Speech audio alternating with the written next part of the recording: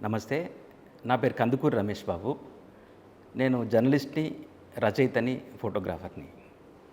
నా మొత్తం పనిని ఒక మాటలో చెప్పాలంటే దానికి నేను పెట్టుకున్న పేరు సామాన్య శాస్త్రం. ఈ సామాన్య శాస్త్రం అంటే ఏమిటి అంటే 100కి 20% సమాజంలో ఉన్నటువంటి 20% ప్రజలు అన్ని రకాల మీడియాల్లో సెలబ్రిటీలుగా ఒక రకంగా ఊరేగుతూ ఉన్నప్పుడు, ఈ మొత్తం సమాజాన్ని నిర్మించినటువంటి 80% ప్రజలు సామాన్యంగా తల వంచుకొని తమ దారిన తాము పనిచేసుకుంటూ ఉంటారు.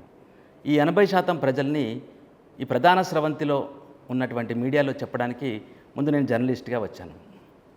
జర్నలిస్ట్‌గా ఈ ప్రధాన స్రవంతి పత్రికా రంగంలో, టెలివిజన్ రంగంలో పనిచేస్తూ అక్కడ కొంచెం స్పేస్ తగ్గినప్పుడు తిరిగి నేను రచయితగా పనిచేయడం కూడా మొదలుపెట్టినాను.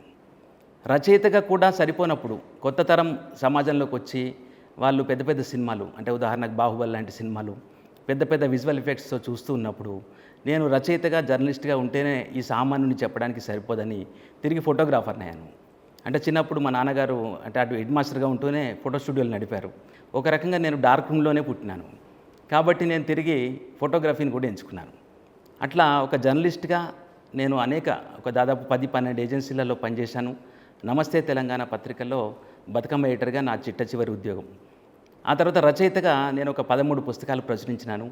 'మీరు సామాన్యులు కావడం ఎలా' అన్న పుస్తకం నా పుస్తకాల్లో ఒకటి. ఫోటోగ్రాఫర్‌గా నేను దాదాపు 15 ఏళ్ల నుంచి పనిచేస్తున్నాను. హైదరాబాద్‌లో మణికొండ ఏరియా ఓయూ కాలనీలో సామాన్య శాస్త్రం గ్యాలరీ అని మీరు వినే ఉంటారు.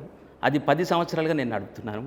అంటే భారతదేశంలోనే మొట్టమొదటిసారిగా సామాన్యమైన వ్యక్తి ఫోటోలు చూపించే ఏకైక గ్యాలరీగా దాన్ని నేను నిర్వహిస్తూ ఉన్నాను.